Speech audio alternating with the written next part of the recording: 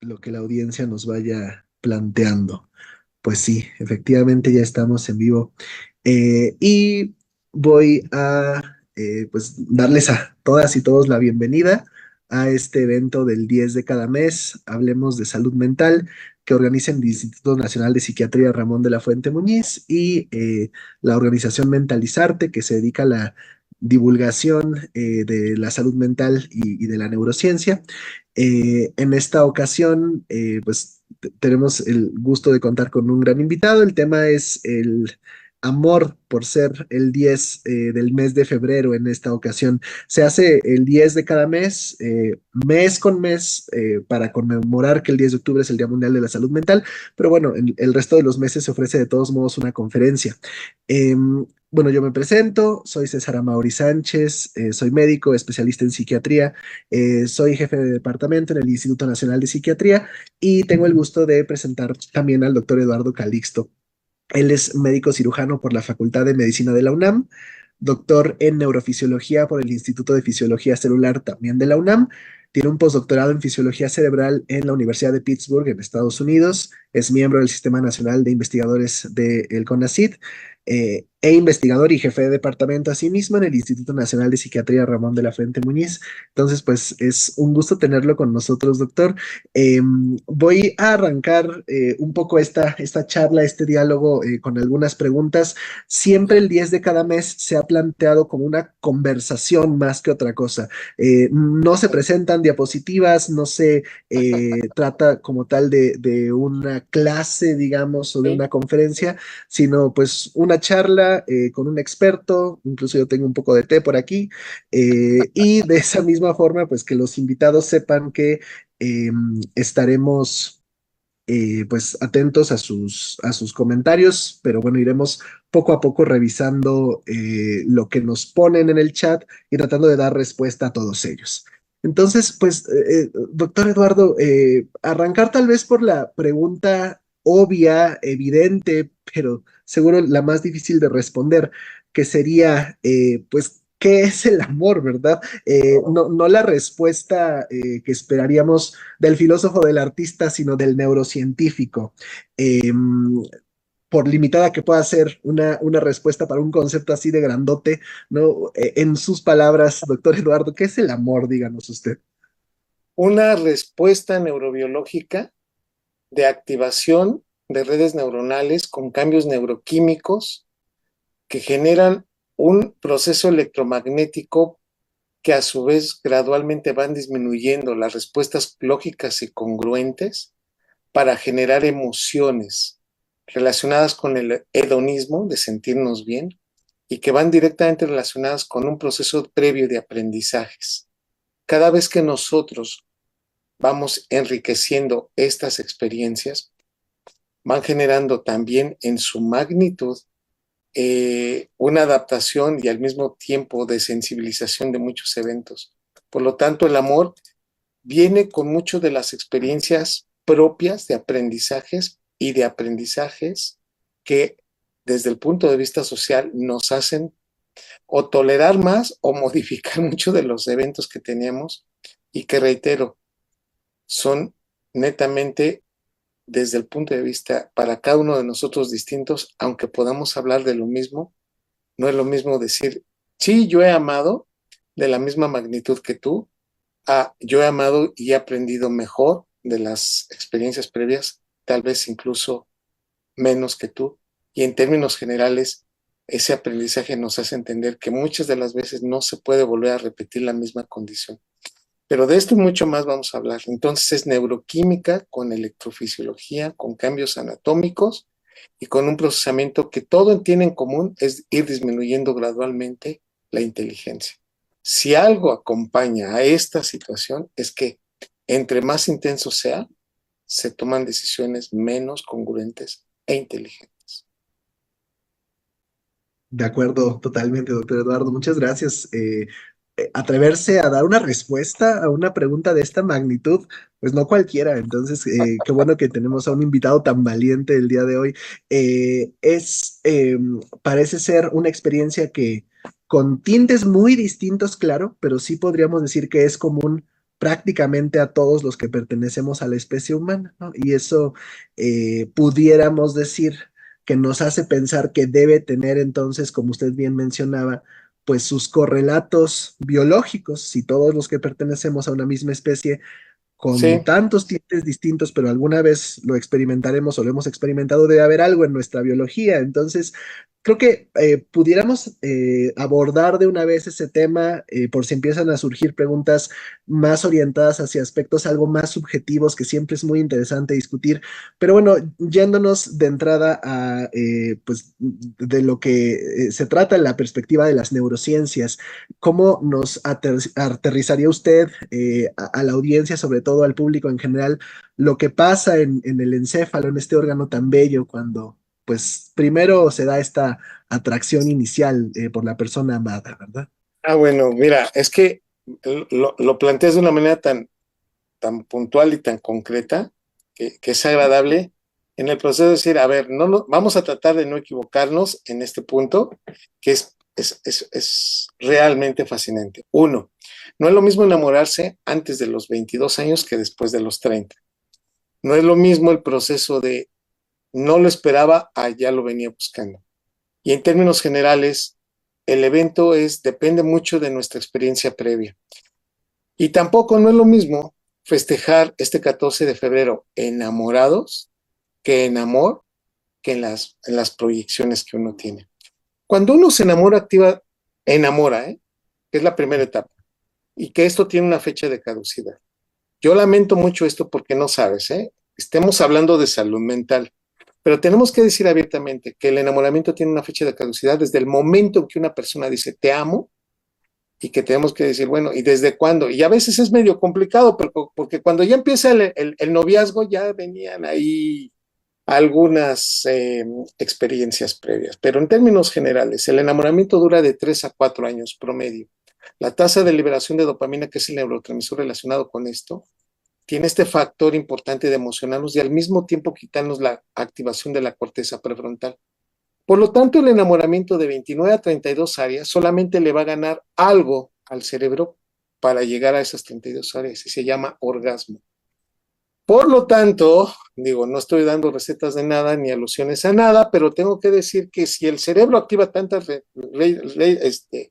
condiciones neuronales, es que pues le gusta emocionarse, recordar, fascinarse, hacer obsesiones, regresar a estímulos, interpretar, tomar decisiones, proyectar, generar recuerdos y después motivarlos y cambiarlos, en términos generales 29 a 32 años. Pero después, y ante esta circunstancia, después de 3 a 4 años, en donde enamorados creemos que la persona es de una manera, los filtramos, les cambiamos muchas cosas. El grado de liberación de dopamina con oxitocina y endorfina, este cortocircuito de 3 neurotransmisores, primero fue la dopamina, luego con cada beso, con cada abrazo, cada experiencia juntos se libera oxitocina y eventualmente se da esta liberación de beta endorfina con un cambio en la concentración de cortisol. Esto permite entonces que un cerebro diga, es que es perfecto, es perfecta. No quiero conocer a nadie más, porque a nadie había conocido. Conste. Estoy hablando antes de los 25 años, los vemos sin errores. Pero después de 3 o 4 años dice, caramba, si se equivoca y si huele mal. Y vaya que hace cosas que no deberíamos de haber hecho juntos y me arrepiento de tal o cual. Entonces aparece esta situación de proyección. El amor ya es un procesamiento de disminución de redes neuronales y cuando hacemos la acotación decimos claramente, el amor ya activa de 12 a 16 áreas, disminuye la activación de las redes neuronales y lo hacemos más eficiente, no tendríamos que estar yendo por módulos para saber cómo nos vamos a interpretar, sino que ya conocemos. La pareja después de los 4 años tiene la garantía de hacernos más eficiente al cerebro. Ya conocemos, interpretamos y no necesitamos estar activando otras cosas. Por eso, sin llegar a determinismos, en ciencia no hay determinismos, tengo que decirlo claramente. Uno,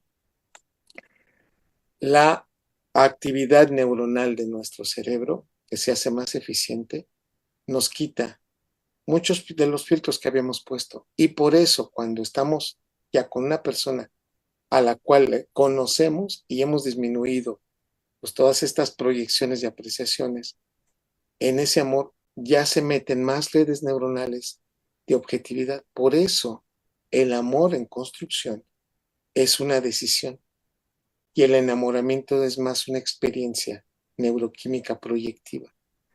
Todos nos vamos a enamorar, todos. ¿Sabes? Yo creo que tú lo sabes muy bien, mi querido doctor Amaury, que el Instituto Karolinska, en donde se entregan los premios Nobel, han identificado que, pues, por fortuna o no, yo no lo puedo decir, nos vamos a enamorar en promedio 7 veces en la vida. 7. Hay quienes dicen, no, doctor, discúlpame, yo ya voy en la segunda vuelta, o yo, ¿de qué me hablan? Yo llevo 28, ¿no? Pero en promedio nos vamos a enamorar 7. De esos enamoramientos intensos, de los que vamos a aprender, y sabemos que alguien va a decir, doctor, discúlpame, yo me enamoré y me casé con la segunda pareja que yo tuve con la primera. El hecho de decir que te vas a enamorar no significa que seas infiel. Pueden llegar otras personas y decir, me encanta esta persona. Pero en lo concreto, tengo que decir que los primeros enamoramientos son los más intensos.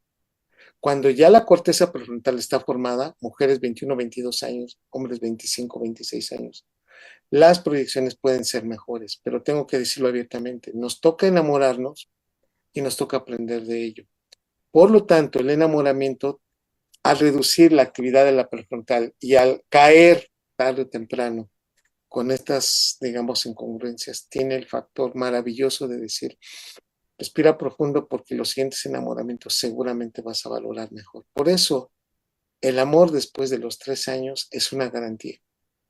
El grave problema es que, como ustedes sabrán, nos casamos antes de los 3 años y creemos y pretendemos que la relación se mantenga en una dirección que tarde o temprano va a cambiar.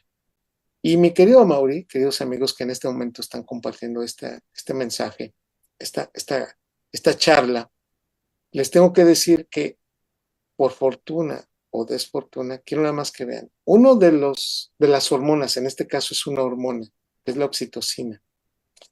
Esa se libera cuando nos besamos, cuando nos abrazamos, cuando tenemos este intercambio incluso sexual, entre más orgasmo, más oxitocina se libera. El día que nos dicen, felicidades, van a ser papás, los dos voltean.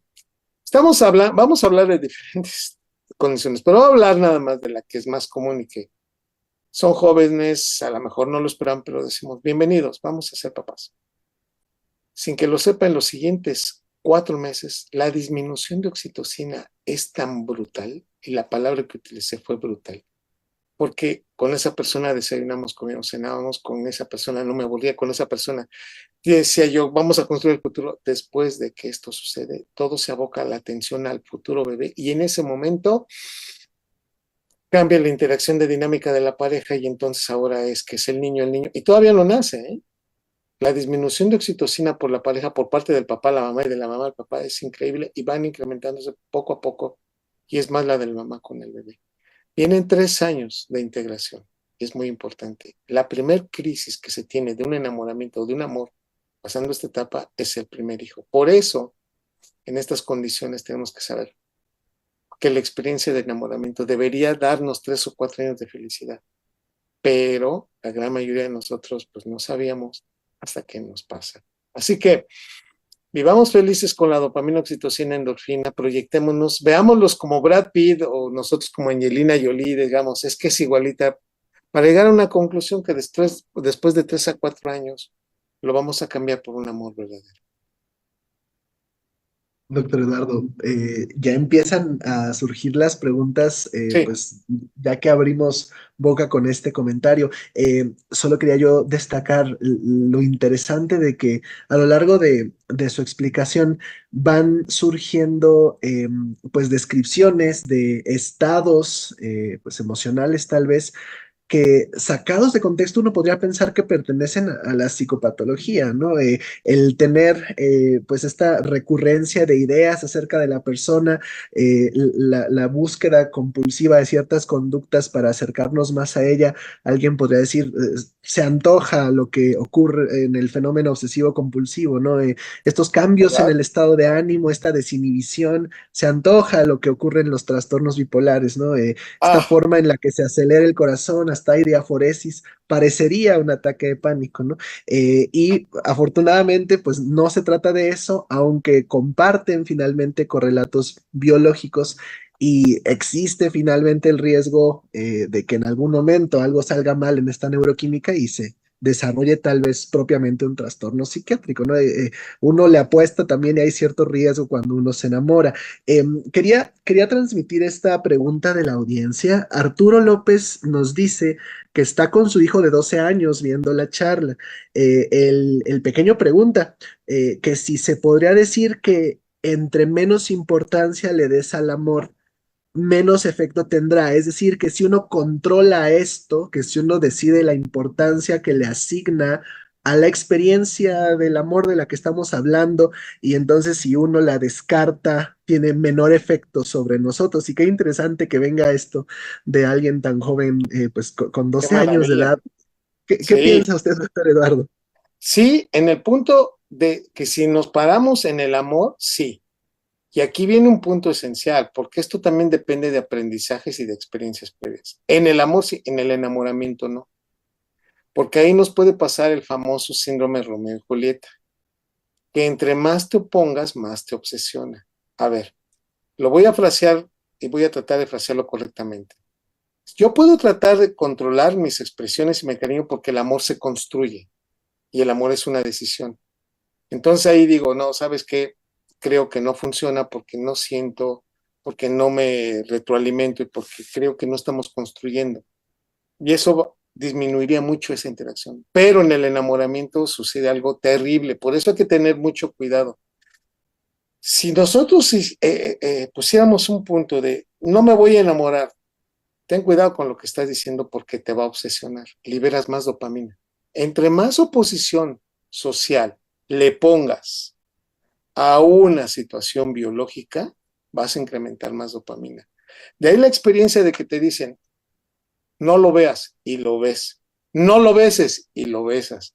Y no quiero que me hagas un error y los cometes. No, bueno, tal parece que les estás dando las instrucciones incorrectas, ¿verdad? O las opuestas.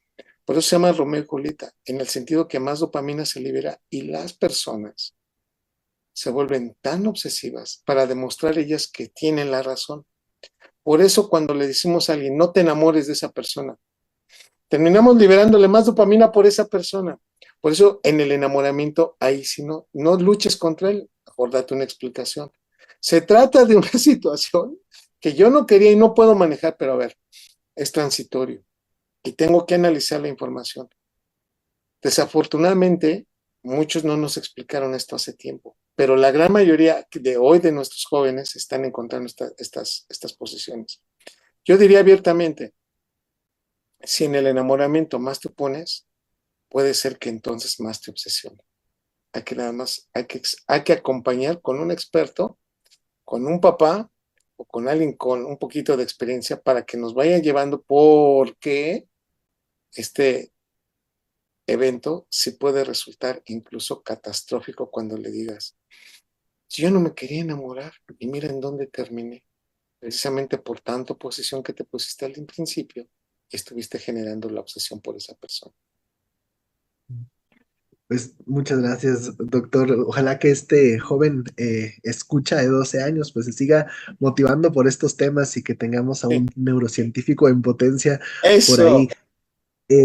Y me quedaba pensando, como usted comenta que el luchar contra la experiencia, pues tal vez ofrece poca probabilidad de éxito dentro de algunas de las opciones que recientemente se han pues cada vez sustentado con más evidencia para el tratamiento de algunos padecimientos mentales, pues está la atención plena o mindfulness que justo nos señala cómo el luchar contra la experiencia, que a veces es espontánea, no necesariamente voluntaria, es de lo que más nos desgasta y esta aceptación de una cierta experiencia puede de entrada ayudarnos bastante a que sea más manejable en tantos sentidos. Sí, Ahora, Sandra López nos pregunta qué sucede en el cerebro en una relación donde el varón es hasta 2 décadas mayor que ella, como en la canción. Alguien más, de hecho, más 40 y abajo, 20. se pregunta lo mismo. ¿Qué pasa con el enamoramiento de un joven de 20 y alguien de 40? Parece ser que les llama mucho la atención, pues a la gente de nuestra audiencia, la diferencia de edad. Se podría desde las neurociencias tratar de aproximar una explicación a por qué pueden gustarnos personas de mayor o menor edad que nosotros. Partamos de que sí existe un factor en el sentido de la admiración que procesa la sensación de mayor liberación neuroquímica de dopamina cuando admiramos a alguien. De hecho, eh, hay 3 trabajos maravillosos que indican cuando la transición de enamoramiento para amor es un éxito. O sea, que realizamos bien el casting. ¿Cómo sé que me fue bien y que realmente? Tiene que haber 3 factores. Uno es la relación de cómo me gusta esa persona. Tenemos que reconocer, fíjense nada más con esto, que las personas jóvenes para una persona mayor son mayor evaluadas desde el punto de vista de la sensación de gusto, de apreciación y de sugerirlo. Esto quiere decir claramente que, por ejemplo, el rostro simétrico, o sea, la relación de la simetría de los ojitos, la nariz, la boca, habla específicamente de que hay una buena salud física. Cuando ya hay parálisis, cuando hay una anomalía en la cara, cuando no se es simétrico, eso se pierde. El cutis es uno de los marcadores que nos gustan. La relación de los hombros con la cadera en las mujeres, de los hombres con la cadera en los hombres con músculo, le gustan las mujeres. Primer factor, te debe de gustar. Segundo factor, cómo lo ven otras personas. O sea, tú lo admiras, sí, pero lo admiran en tu entorno. Cuando una persona es admirada en el entorno, tiene mayor factor y reconocimiento y mayor atractivo social. Si nadie lo ve, si es un donar y lo atacan y lo agreden, sí disminuye ese factor. Entonces, cuando alguien nos dice, oye, ¿quién es tu esposo? Ah, pues es el dueño del hospital. Ah, pero es mío. En ese contexto, incrementa la sensación, ese reconocimiento social. ¿Sí? Van dos, el conocimiento social y el factor sobre lo que nos gusta. Y el tercero, que es uno de los que vamos construyendo a lo largo de toda esa interacción. ¿Y cuál es? Cómo paso el tiempo con esa persona y cómo lo admiro. Admiración. Y la admiración no es necesariamente la relación específica de quién eres y cómo eres, sino cómo me río contigo y disfrutamos la vida y cómo resolvemos problemas. Me gusta, tiene reconocimiento social, lo admiro, me hace pasar bien el tiempo y resolvemos problemas juntos. Hicimos bien el casting. Cuando hacemos esta relación de la edad, nos damos cuenta de algo muy interesante.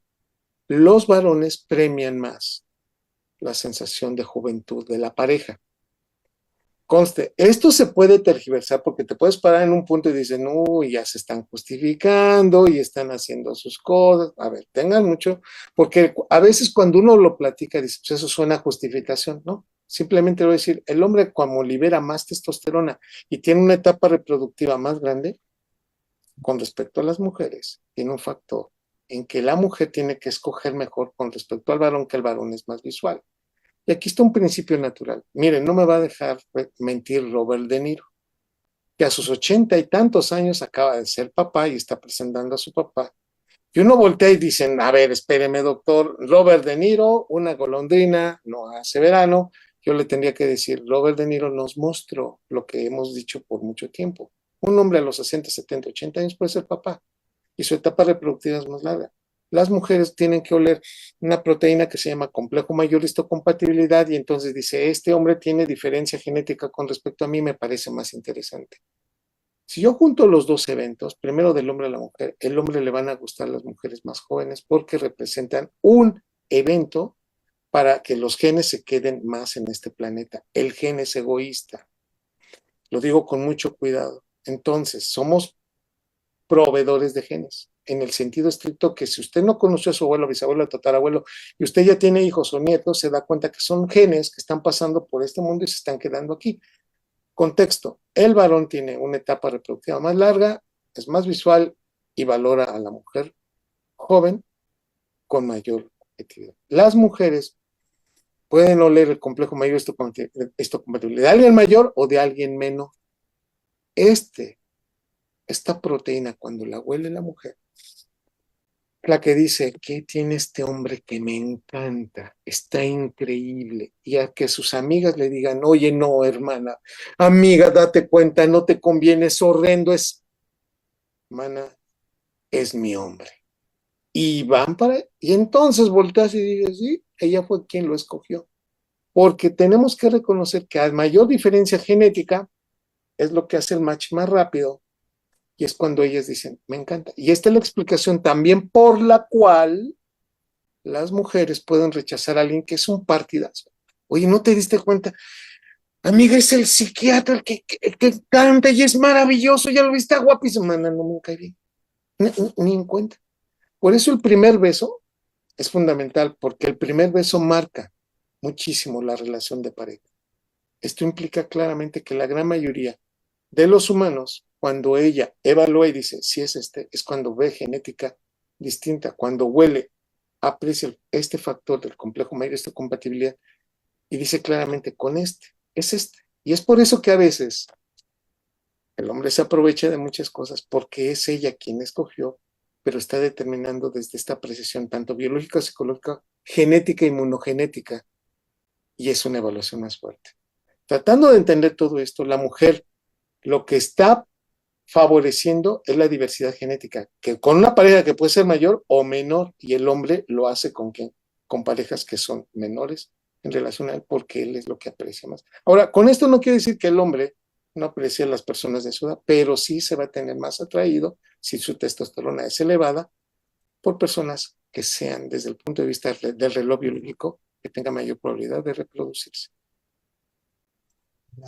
Gracias, doctor Eduardo. Y qué interesante cómo hay que tomar en cuenta aspectos que parecen paralelos al cerebro, pero no propios del todo del sistema nervioso central. El complejo principal de compatibilidad al que usted se refiere, pues tiene implicaciones sistémicas, por supuesto, modula la respuesta inmune. Entonces somos un organismo completo, ¿verdad? Que contribuye para esa experiencia que Así es. llamamos amor. Eh, por aquí, Evangelina Maya, que hay otras preguntas relacionadas con la diferencia de edad, entonces ya lo respondimos, pero parece que es Sí. un tema pues que a muchos les llama la atención. Ajá. Dejas de querer a alguien, dice Evangelina Maya, ¿puedes volverte a enamorar de esa persona o ya no funcionan las hormonas? Dice Qué Evangelina Maya. hermosa pregunta, Evangelina. Nos podemos enamorar de la misma persona, pero no de la misma intensidad como fue la primera vez.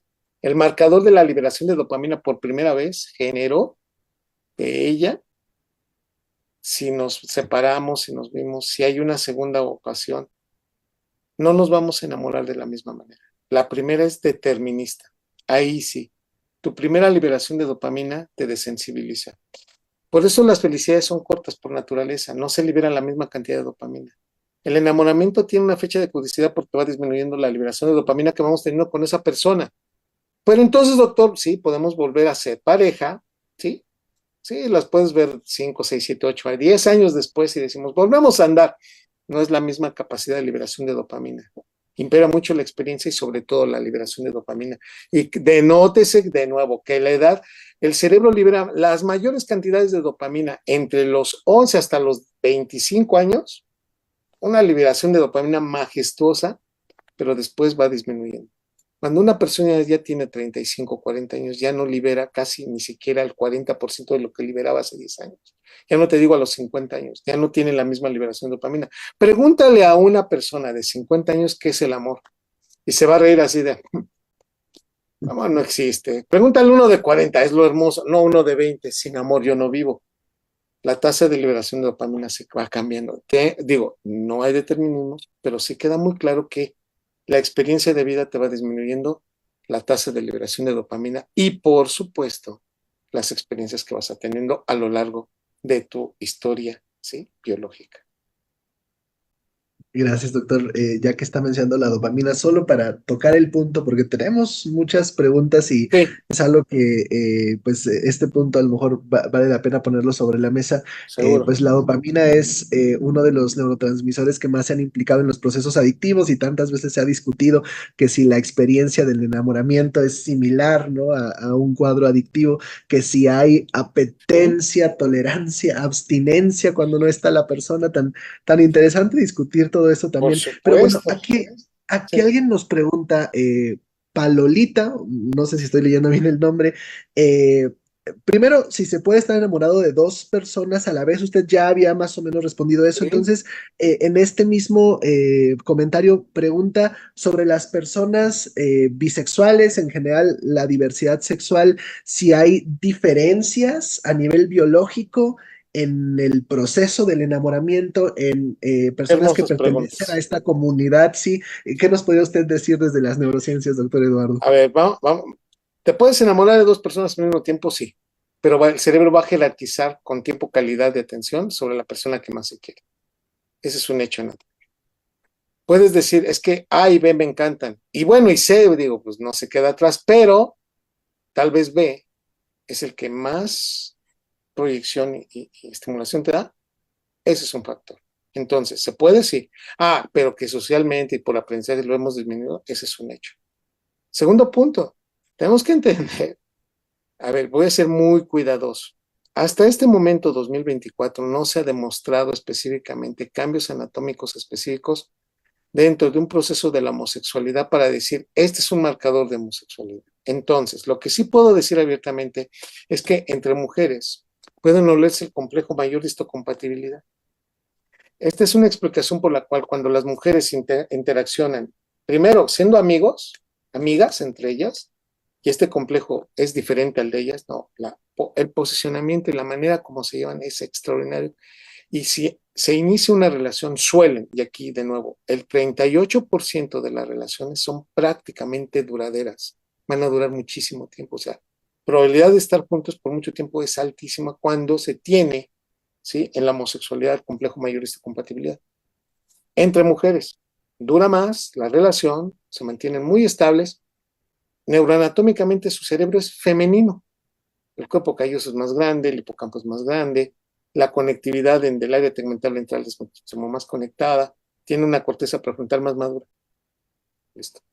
Si me paso a la homosexualidad masculina, aquí nos van a tundir a patadas, pero ni modo, pues es la evidencia. Y la ciencia no es democrática, aviso. Esto es lo que se ha encontrado. ¿De qué se trata, doctor Calixto? Los hombres homosexuales, sus relaciones son muy cortas, inestables, por momentos llenas de violencia, y el factor es de liberación más rápido que cuando es heterosexual y mucho más comparado con la homosexualidad femenina. Porque el hombre, al ser visual y tener testosterona elevada, tiene la probabilidad de que de buscar a otras experiencias en tiempos más cortos. No hay demostrado un cambio neuroanatómico en la homosexualidad masculina. Y por lo tanto, no podemos decir que la homosexualidad tenga un marcaje. Hasta este momento no. Pero tenemos que entender que el proceso, cuando a mí me preguntan, ¿nace o se hace? Hay un libro maravilloso que creo que, doctor, lo tenemos que recomendar, que se llama Sexualidad Humana de la Matre, de editorial McGraw-Hill, en el capítulo 3 de la última edición lo dice claramente. La homosexualidad tiene un factor muy relacionado con el estrés de la mamá. Homosexualidad masculina o femenina. Cuando la mamá en el primer trimestre dura en este proceso un estrés muy fuerte, entiéndase, los bombardeos, ahorita que está pasando las guerras o estados en donde hay condiciones de disminución de comida o fríos intensos, entiéndase ese estrés, violencia. Esas condiciones implican claramente algo muy significativo. ¿Qué, doctor Calixto? La probabilidad de niños que van a generar o que se va a cuantificar esa homosexualidad es mucho mayor, casi de un 35%, con respecto a una población semejante que no tenga esas condiciones. Y uno se queda pensando, ¿cuál es el factor? Lo dice claramente y lo describe de una manera hermosa, basada en la evidencia. y específicamente en estos estudios que desde Kosovo se empezaron a hacer.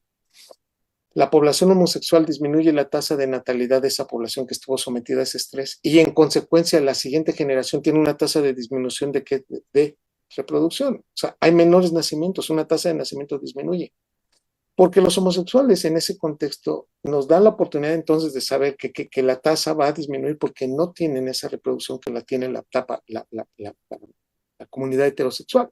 Y en condiciones ayudan muchísimo a restablecer, si ese estrés estuvo muy fuerte, a disminuir condiciones que la siguiente generación se va a adaptar mucho mejor porque va a poderse adaptar mucho más fácil. Así que en este contexto, si bien no hay un marcador neurobiológico, sí sabemos que tiene una apreciación desde el punto de vista social para permitirnos una mejor adaptación cuando la comunidad y el proceso está presente un estrés social muy fuerte.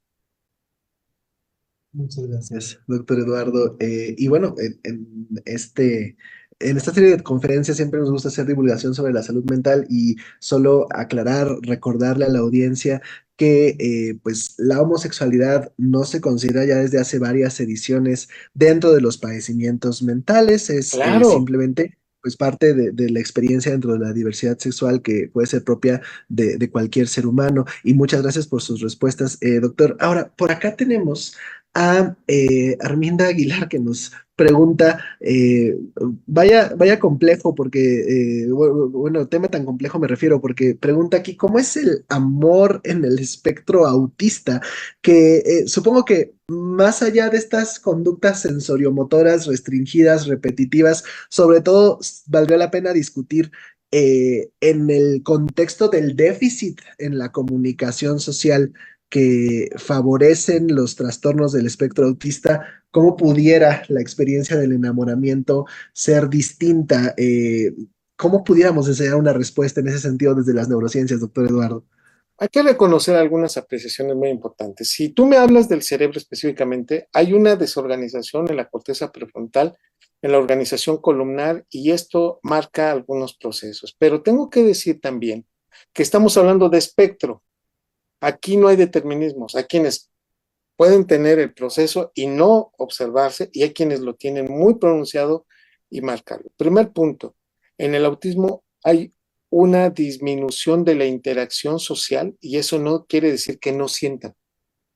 Si hablamos al que le decimos Asperger, que es un tipo de autismo, también este procesamiento aquí en estos jovencitos con Asperger o las personas con Asperger, ¿sí? Que de nuevo, no hay que hacerlo patología, es un espectro distinto y es una manera de comunicación distinta. No estoy hablando que el autismo sea una enfermedad, que quede muy claro, pero tengo que decir que hay una disminución de la reconstrucción, de la retroalimentación y del proceso de otorgar cariños. Tenemos que entender que en el espectro autismo difícilmente que relacionan de la misma categorización, ¿sí? Que los que le llamamos ¿sí? Normoneuronales, ¿no? Que en realidad somos los más comunes, pero no quiere decir que seamos mejores. Quiere decir que la comunicación a nivel visual disminuye, que la retroalimentación a nivel verbal no se da, que el contexto del contacto físico puede ser muy complicado, pero sienten y dan la experiencia de que de posición. Se ha encontrado y se ha identificado que en algunos cerebros de espectro autista la disminución de la conectividad de las neuronas espejo también están disminuidas y la liberación de oxitocina también disminuye.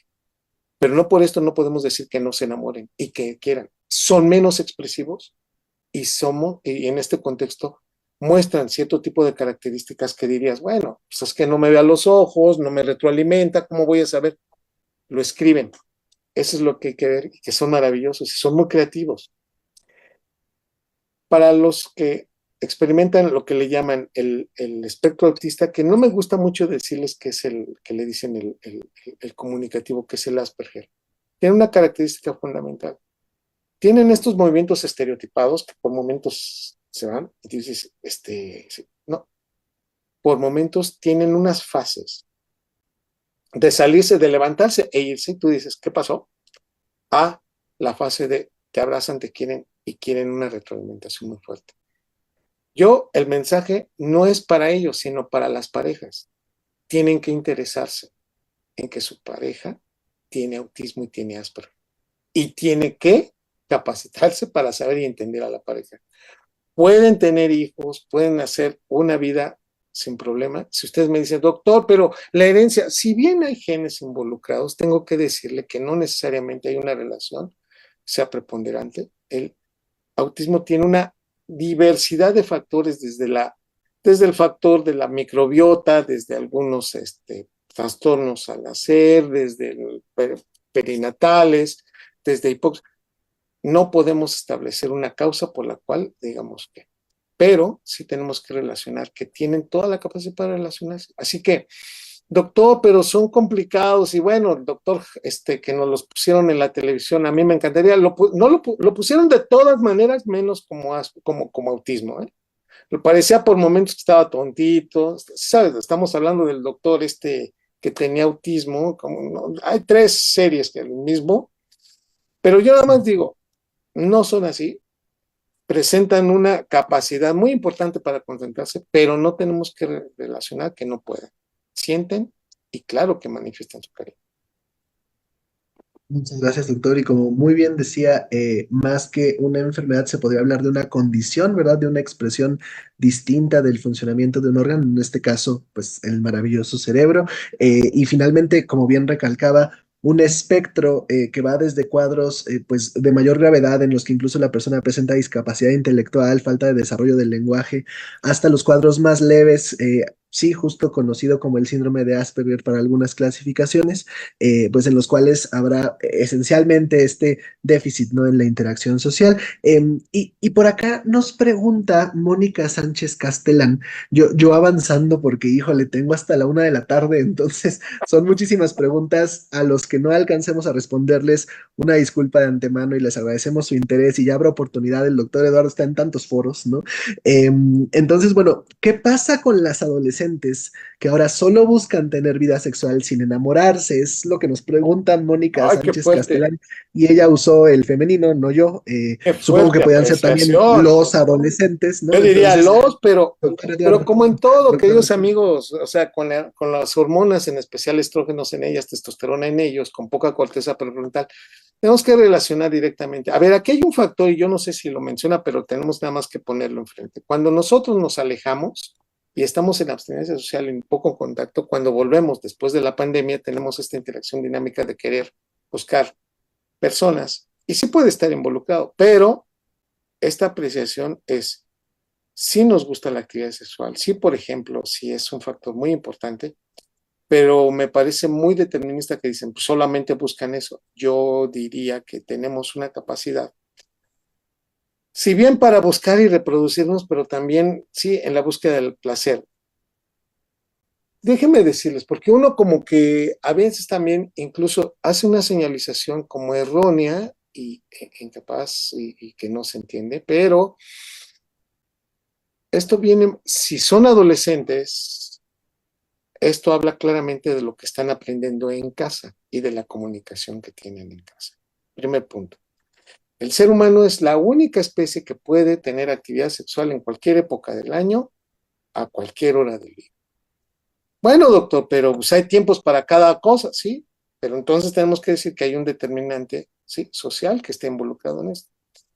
Ante este punto, yo le diría, cuando alguien me dice, es que siempre quieren y las generaciones, yo diría, pues en dónde se desarrolló ese individuo, porque no fue espontáneo y no fue en un paraje todo solo. Yo nada más les diría, para hacer este tipo de apreciaciones, si usted me dice que todos los seres humanos hemos tenido deseo sexual, todos, sí, todos, pero depende mucho de la educación y del reflejo de nuestras experiencias previas. Tengo que decir que sí, efectivamente, después de los marcajes de la aparición de los caracteres sexuales secundarios con un incremento en la producción de testosterona y de 17 beta estradiol con progesterona en las mujeres y un incremento en la actividad del núcleo ventral medial del hipotálamo, pues entonces estamos dispuestos a tener actividad sexual, pero depende mucho de esta situación. Yo más que nada en ese proceso yo diría, vamos a cuidarnos más de las enfermedades de transmisión sexual, ser responsables y enmarcar los límites que usted como en casa, usted prefiera mandar. Para hacer una generalización como la que acabo de escuchar en este punto y muy respetable, yo le diría, no todos, afortunadamente, tenemos un país que todavía estamos marcados en eso, de que sí estamos enseñando muchos límites todavía y que afortunadamente tenemos como especie esperanza. ¿Qué significa? Nos marca claramente que independientemente de la edad que tenga el cerebro, podemos cambiar muchas de las cosas que tenemos. Así que mi mensaje es, pues necesitamos hablar mucho con nuestros adolescentes. Oye, pues sí te dan ganas, pero necesitamos cumplir esto y tienes mucho para hacer aquello y cada quien establecer lo que considera como norma y como límite y aprenderlo con mucho amor y cariño. Muchas gracias, doctor. Tan importante como nos recuerda que la práctica totalidad de la conducta humana la explicamos hoy en día pues con el modelo biopsicosocial, ¿verdad? Que finalmente es tan interesante entender las bases biológicas, pero que son tan relevantes como el contexto en el que pues se van desarrollando los individuos que tienen pues este cerebro. Ahora, por aquí nos pregunta Alejandra Guzmán, nuestra querida colaboradora del Instituto Nacional de Psiquiatría de la Subdirección de Hospitalización. Cuando una mujer está pasando, dice ella, por un proceso de separación, ya sea divorcio o abandono, ¿es más fácil enamorarse de otra persona por ser vulnerable? Esa es su pregunta. Bueno, aquí ya nos ganó una etapa, una parte que se llama un clavo saca a otro clavo. Bienvenidos al capítulo donde tenemos que explicar que no es así. A ver, voy a ser muy cuidadoso con lo que digo. Un clavo no saca otro clavo. La manera como interactuamos y nos liberan dopamina a cada una de las personas es distinta. Lo que sí tengo que decir es que si nosotros nos vamos a este marcaje de querer estar ya con otra persona, no es espontáneo y no empezó ayer, ya viene de otras épocas y de otro tiempo. Tengo que decir que los hombres y las mujeres sí nos enamoramos y nos desenamoramos y depende mucho también de nuestros aprendizajes si no hay un marcaje. Pero el hecho de tener una crisis estamos pidiendo ayuda. Y este es un punto esencial. Las personas que nos liberan oxitocina, a veces podemos creer que nos estamos enamorando de ellas porque nos sentimos parte de su vida, cuando en realidad estamos compartiendo una parte de nuestra vida y están generando esta sensación de pertenencia. Hay que tomarlo con mucho cuidado. A veces nos enamoramos, sí, como efecto secundario, pero en realidad lo que estamos sintiendo es una necesidad de ese cariño y de esa relación. Yo le puedo decir a alguien te quiero y eso marca oxitocina. Yo lo digo con todo respeto. Yo les puedo decir a las personas, oye, te quiero. Y ellos pueden, en un estado de vulnerabilidad o de apreciación, decir, es que Eduardo me dice que está enamorado de mí.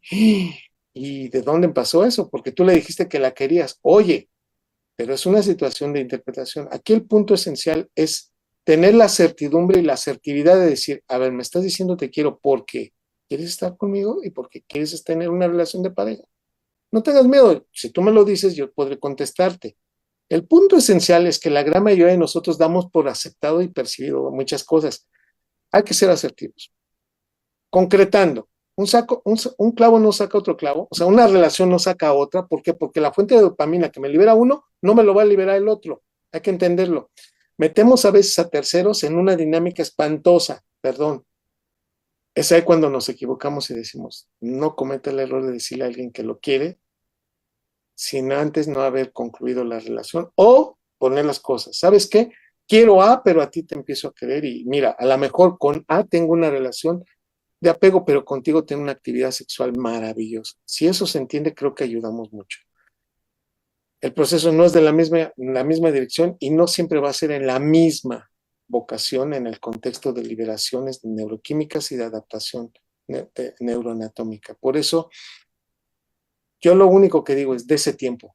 Se va a poder, pero si lleva tiempo, yo le diría que en los hombres por lo menos son 3 meses y en la mujer es casi un año, por las diferentes maneras como se liberan dopamina. ¿De qué dijo, doctor? Querida mujer, si usted va a tomar una decisión, dése por lo menos un año para tomar la decisión. Si usted es varón, se va a tardar un poquito más, pero son menos, son 3 meses.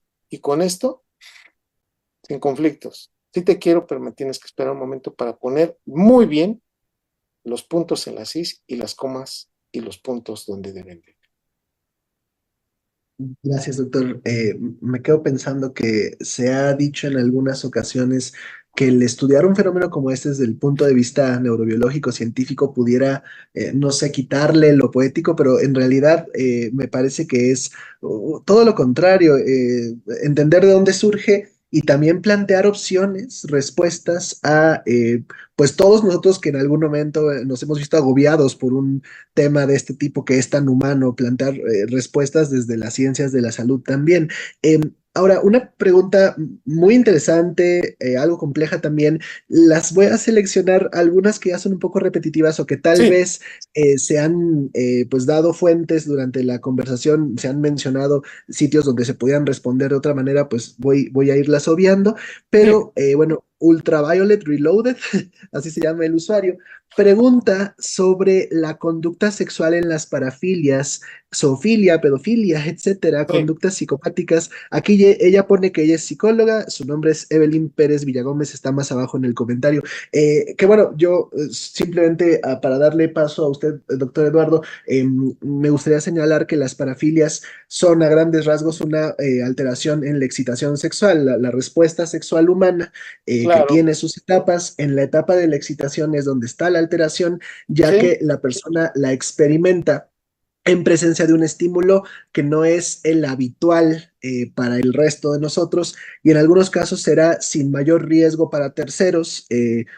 pero en otros lamentablemente puede implicar un riesgo para otros y pues ahí es que se complica la forma de apoyar a estas personas. Desde las neurociencias, doctor Eduardo, ¿qué nos podía usted hablar sobre estos temas tan particulares? pues lo que acabas de decir y me encanta la palabra que utilizaste, trastorno, con un proceso de cambio en la liberación de dopamina y noradrenalina en esa condición.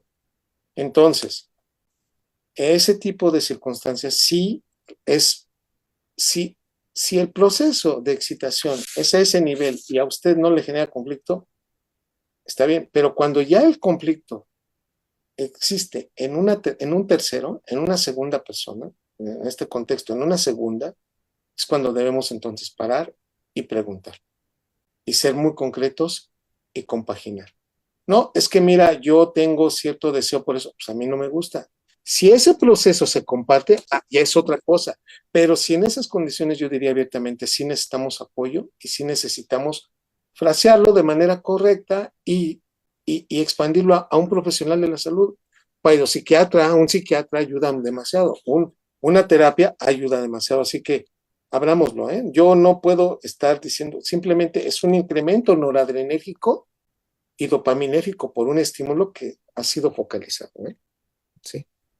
Muchas gracias, doctor. Y bueno, yo aquí contando los minutos, pero hay una pregunta que Sí, tengo que abrir sí o sí. Además, sí. cerca del final de la charla me parece muy bien el amor en adultos mayores, ¿no? Que por supuesto que la medicina nos enseña a atender a las personas pues en todos los contextos del ciclo vital y pues el adulto mayor pues tiene sus particularidades, pero también comparte tantas cosas con los que somos un poco más jóvenes. Entonces, ¿qué tal el amor en el adulto mayor, doctor Eduardo, desde las neurociencias? ¿Qué nos puede platicar?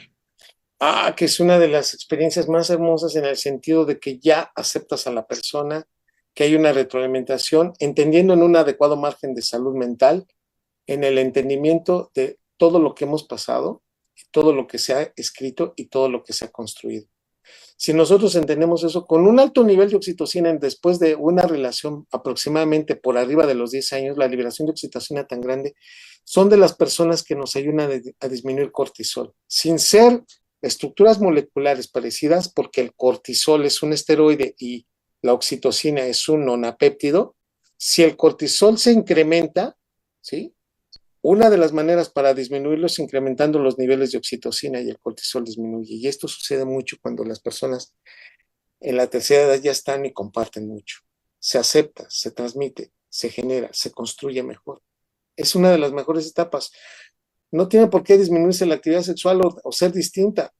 Se acepta la relación, se puede construir más. Desde el punto de vista de las condiciones de construcción, más desde el punto de vista psicológico, son más eficientes. Así que yo pienso que es uno de los mejores regalos de llegar después de los 60 años, 70 años, con una pareja que se ha decidido hacerlo mutuamente y decir, te amo y te quiero porque tú me escogiste a mí, él le dice a ella y ella le dice, te amo y te quiero porque tú eres la persona que quiero que seas, con la que voy a envejecer. Y no quiero hacerlo con otra persona. El nivel de oxitocina, aunque ya la dopamina está disminuida, aunque ya tenemos otros neurotransmisores ahí disminuidos específicamente, pero tenemos el BDNF y la conectividad con la oxitocina, de respirar orgulloso y decir, valió la pena haberlo construido juntos. Pero eso, yo espero que todos estemos destinados a hacerlo y buscarlo con la persona adecuada. Y qué interesante y hasta bello lo que comenta. Por ahí anda el BDNF, una neurotrofina, ¿no? Que finalmente pues nos hace Conecta. preguntarnos qué tanto es Sí, cierto eso de que las neuronas pues son estáticas. Parece que nada que ver, incluso hasta el final de la vida puede seguir habiendo pues esta diversidad en cuanto a las conexiones que pueden generar. Y bueno, viendo los minutos que nos restan, una pregunta sí. tal vez obligada, sobre todo para las personas que trabajamos en esta institución que ofrece principalmente servicios clínicos a la comunidad. ¿Qué pasa en una persona con trastorno límite de la personalidad? Recordando muy brevemente nada más, pues yo desde la perspectiva clínica, como es que el TLP se caracteriza principalmente por esta difusión en la identidad, esta inestabilidad emocional y esta desinhibición o impulsividad. El propio doctor Eduardo en su libro muy recomendable, Amor y Desamor en el Cerebro, arranca con un capítulo, ¿no? Del trastorno límite de la personalidad y un poquito la perspectiva neurobiológica. Entonces, ¿qué nos puede decir, doctor Eduardo, por favor? Que es un trastorno más frecuente de lo que uno piensa, que no solamente es de ellas, también es de los hombres, que sí es más frecuente en ellas, pero que nosotros nos damos cuenta cuando una persona es el clásico de que no pierde, pero si pierde arrebata, tiene el miedo de ser abandonado y tiene esta condición. A nivel neuroquímico tiene un incremento en la liberación de dopamina, adrenalina, tiene respuestas inmediatas, se aburre muy fácil, pero al mismo tiempo es apasionado y hace todo para qué, para que el conflicto tal vez aparezca, pero después trata de qué, de pasárselo a la otra persona. Contexto. El límite de la personalidad, si no se trabaja, es caótica la pareja. El problema no es, o sea, el que lo tiene no es él, son las personas que llegan a su vida y trata él de convencerlas de algo que es muy difícil o casi imposible. En este punto yo les diría abiertamente, si usted se da cuenta que la pareja, o sea, que en especial estos individuos siempre tienen el mismo conflicto, es cuando decimos, el tóxico no son otros, es uno. En términos concretos, toxicidad desde el punto de vista, y tengo que normarme mucho y ser muy cuidadoso, es cuando yo soy el que inicia el problema y soy incapaz de pararlo y no aceptarlo que inicia de mi parte. Cuando tengo un caos específico, cuando desarrollo muchas consecuencias del evento y regreso como si no hubiera pasado nada, en esas condiciones es demasiada noradrenalina y dopamina que se ha encontrado en este proceso. Todos tenemos esta probabilidad de sentirnos mejor si nos atendemos. Ahí es en donde entra el profesional. Hay que pedir ayuda, hay que saber pedir ayuda. Y si la pareja me ayuda y me dice, vamos a hacer esto, podemos hacerlo mejor. Así que abrirse, mi amor, no soy yo. Tú vienes haciendo lo mismo con tus exparejas y te das cuenta que estás haciendo exactamente lo mismo. Vamos a pedir ayuda con un psiquiatra, vamos a pedir ayuda con la institución, vamos al hospital y vemos, si no es, pues lo vemos de otra manera, pero si sí es, podemos crecer como pareja. Creo que nos podemos dar la oportunidad de crecer y atenderlo, si es que es posible hacer. Pero la pareja también necesita apoyo, porque por momentos siempre es obligada y siempre es señalada y le dicen, es que tú no lo entendiste. Los dos necesitan apoyo, tanto para quien expresa el trastorno limítrofe como para quien es la víctima a veces de estas relaciones que a veces ni las vemos, pero solemos verlas que son tan intensas y se enojan y regresan y hacen tantas cosas y rompieron ya tantas computadoras y aventaron tantos televisores por la ventana que solemos entonces entender que sí, la relación no es de lo más común y son de las que más trastornos se generan. Muy buen cierre, finalmente, de nuevo, nosotros como institución estamos pues dedicados a ofrecer servicios especializados a la población. Entonces, qué bueno que haya sido con este tema con el que pudimos cerrar. Y pues agradecemos que haya estado con nosotros en esta ocasión en el 10 de cada mes. Se van a continuar dando estas conferencias mensualmente y esperemos que el doctor Eduardo esté en futuras ocasiones con nosotros para otros temas pues que él domina, como este muy particular que es alusivo al mes de febrero. Entonces, pues ojalá que se pudiera seguir ad infinitum con un tema como este, pero pues las agendas de todos llaman, o al menos el sábado de descanso. Entonces seremos respetuosos con el término. Palabras de cierre, doctor, por favor. Que todos tenemos que enamorarnos, que activemos nuestras 29 cerebrales, que construyamos amores y que disfrutemos tanto, como también sabernos entender que también el enamoramiento pasa, pero que podemos construir amor si es una decisión y que tratemos de hacerlo siempre en virtud de hacerlo bien para nosotros. Pues muchísimas gracias. Abrazo enorme, Doc, hasta allá. Y pues muy bonito fin de semana a todos. Hasta luego.